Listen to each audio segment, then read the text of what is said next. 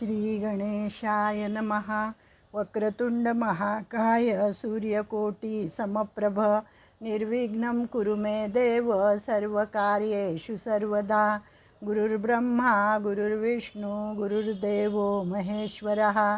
गुरुस्साक्षात् परब्रह्म तस्मै श्री गुरवे नमः. प्रथम गणेशाला वंदन, शारदा मातेला वंदन. माझ्या आईवडिलांचं स्मरण करते, माझ्या गुरूंचं स्मरण करते आणि आपण सर्व गीताप्रेमी ज्यांच्या हृदयामध्ये भगवंताचा वास आहे त्या सर्वांना नमस्कार करून आता आपण गीतेकडे वळूया.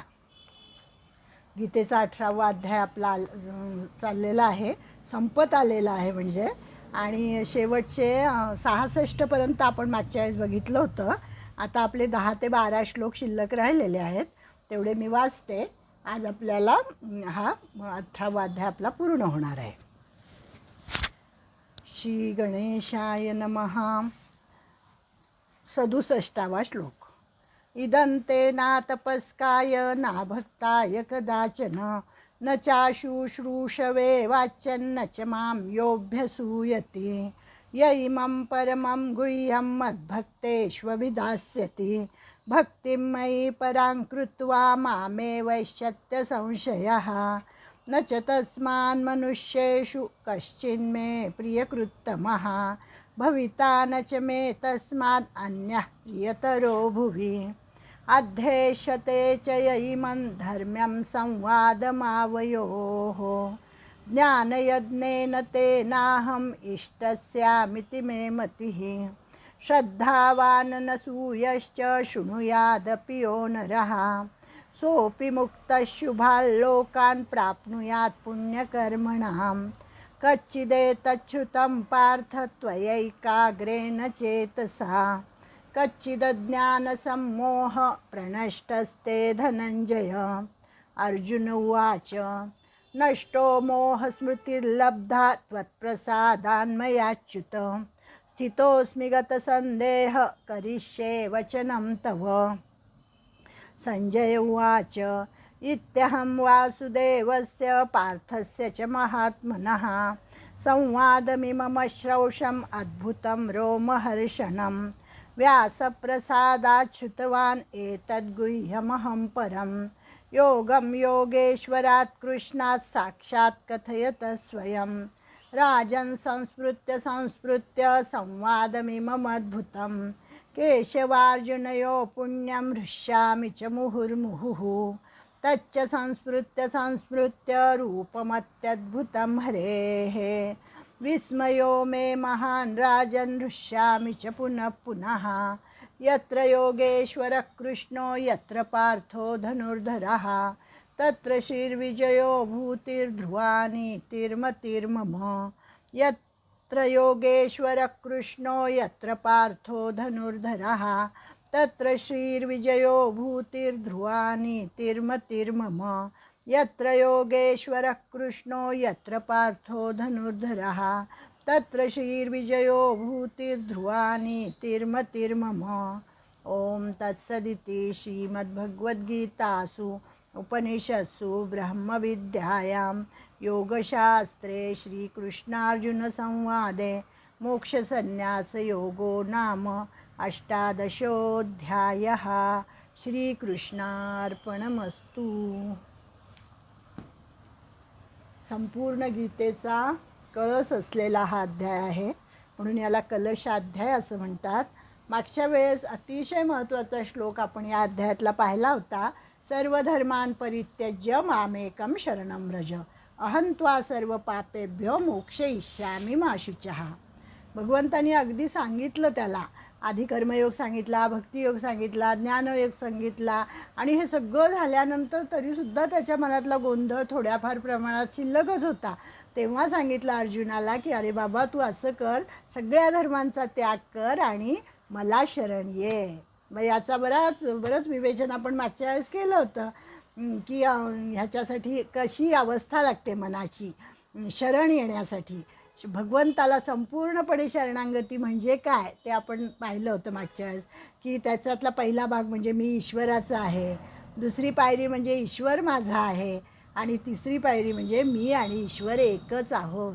अशा पायऱ्या चढत चढत चढत जेव्हा अर्जुन वरतीपर्यंत गेला तेव्हा मग अर्जुनाला ते ज्ञान झालेलं आहे. अतिशय सुंदर असा श्लोक. आणि त्यांनी सांगितलं होतं गुह्यतम शास्त्र आहे. सर्व धर्मान परित्यज्य मामेकम शरणम व्रज, हे गीतेचं गुह्यतम अतिगुह्यतम शास्त्र आहे म्हणून सांगितलं होतं.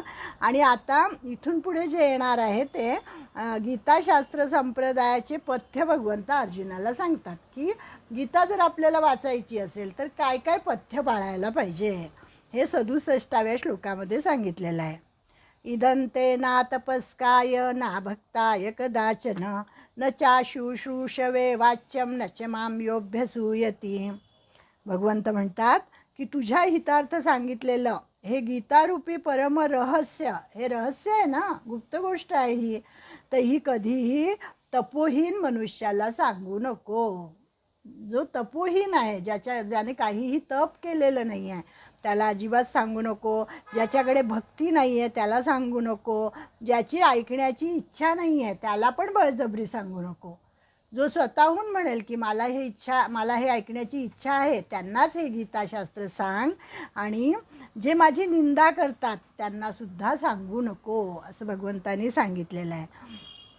म्हणजे 4 लोकांना हे सांगू नको. जो तपोहीन आहे, अध्ययन करत नाही, श्रवण करत नाही, गुरुविषयी ज्याच्या मनामध्ये परमश्रद्धा नाही, ज्यांची हे ऐकण्याची आणि आत्मोन्नत होण्याची काही इच्छा नाही, आणि प्रत्यक्ष भगवंताची जे निंदा करतात अशा लोकांना हे गीताशास्त्र सांगू नको. कारण काय होईल, हे सांगितलं तर काय होईल, त्यांच्याकडे दोषदृष्टी असल्यामुळे त्यांचंच अकल्याण होईल. म्हणजे भगवंताला शेवटी त्यांचं हित करायचं आहे की अशा लोकांचं सुद्धा अकल्याण होऊ नये असं त्यांना वाटतं आहे. आणि म्हणून ते म्हणतात की जेथे जे योग्य असेल तेथे ते फळाला येते. आता जमीन जर सुपीक असेल, त्या सुपीक जमिनीमध्ये जर आपण बी पेरलं तर योग्य वेळेला पाऊस आल्यानंतर ते बी रुजणार आहे आणि त्याच्यातून वृक्षाची निर्मिती होणार आहे. पण जिथे जमीनच नापीक आहे, जमीनच खडकाळ आहे, तिथे कितीही तुम्ही बी रुजवलं तरी त्याचा काहीही उपयोग होणार नाही. म्हणून ते सांगतात की जे तपस्वी आहेत, जे गुरुभक्त आहेत, गीताशास्त्राविषयी ज्यांच्या मनामध्ये आवड आहे अशा लोकांनाच तू हे गीताशास्त्र सांग. फार काय सांगू, भगवंतांनी सांगितलेलं आहे. ज्ञानेश्वरीमध्ये ज्ञानेश्वर भगवंताच्या मुखातून म्हणतात की एखादा निंदक असेल, निंदा करतोय भगवंताची, मग त्याची योग्यता ब्रह्मदेवाच्या इतकी का असेना, पण तरीसुद्धा त्याला हे गीताशास्त्र तू सांगू नकोस असं सांगितलेलं आहे. आता गीताशास्त्राचा उपदेश श्रद्धावंतांना केल्यानंतर त्याचे कोणते फळ मिळेल. आता कुठली गोष्ट आपण जेव्हा करत असतो तेव्हा आपल्याला काय फळ मिळेल असं सर्वसामान्य स्वभाव आहे. खरं तर गीतेमध्ये निष्काम कर्म सांगितलेलं आहे, फळाची अपेक्षा न करता कर्म करा म्हणून सांगितलेलं आहे. परंतु सर्वसामान्यांची दृष्टी ही फळावर असते. त्यामुळे आपण कुठलंही स्तोत्र वाचतो, कुठलाही श्लोक म्हणतो, त्याच्या शेवटी फलश्रुती असते. तशी हे गीतेचं फळ काय सांगितलेलं आहे. 68वा श्लोक आहे. य इमं परमं गुह्यं मद्भक्तेष्वभिधास्यति भक्तिं मयि परां कृत्वा मामे वैश्यत्य संशयः.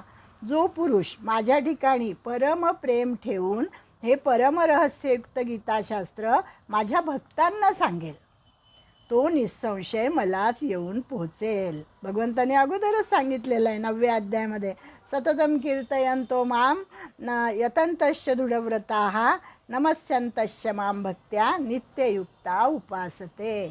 की जो दृढनिश्चयी आहे आणि नेहमी माझ्या गुणांचं, माझ्या नामाचं कीर्तन करतो, माझ्या प्राप्तीसाठी प्रयत्न करतो, वारंवार मला नमस्कार करतो, असा जो माझा भक्त असतो तो अनन्य भक्तीने माझी उपासना करतो आणि शेवटी माझ्याकडेच येऊन पोचतो.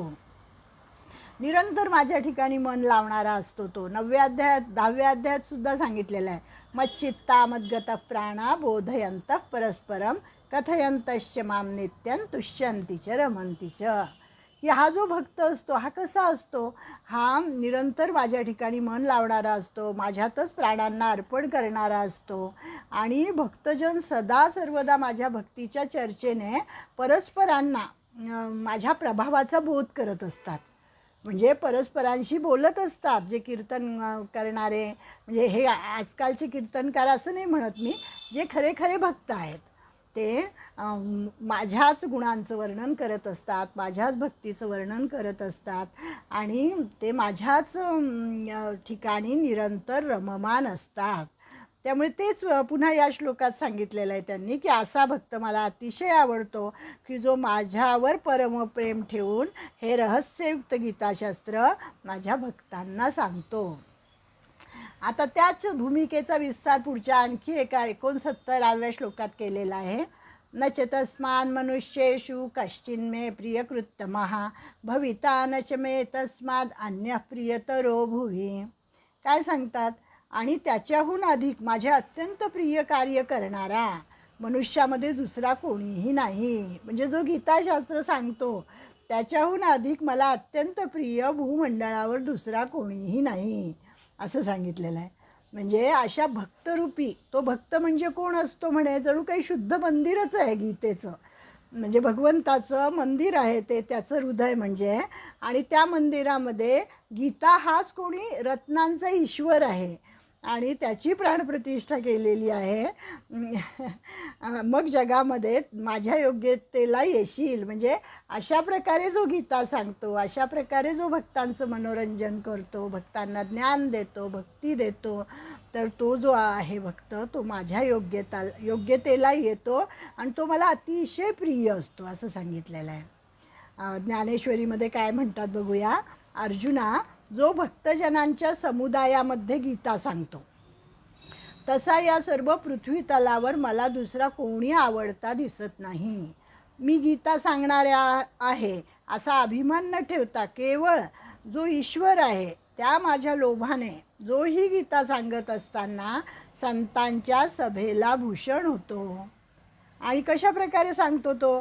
हळूहळू वाहणाऱ्या वाऱ्याने हलणाऱ्या झाडाप्रमाणे, आनंदाने शरीर डोलवीत, मकरंदाच्या रसाने फुले जशी डवडवतात त्याप्रमाणे डोळे आनंदाश्रूंनी भरून आणीत, कोकिळ पक्षाच्या पंचमस्वराप्रमाणे कंठ दाटून धन्यतेचे उद्गार बोलावयास लावीत आणि जणू काय माझ्या भक्तरूपी बगीच्यात हा गीता व्याख्यातरूपी वसंतच प्रवेश करतो.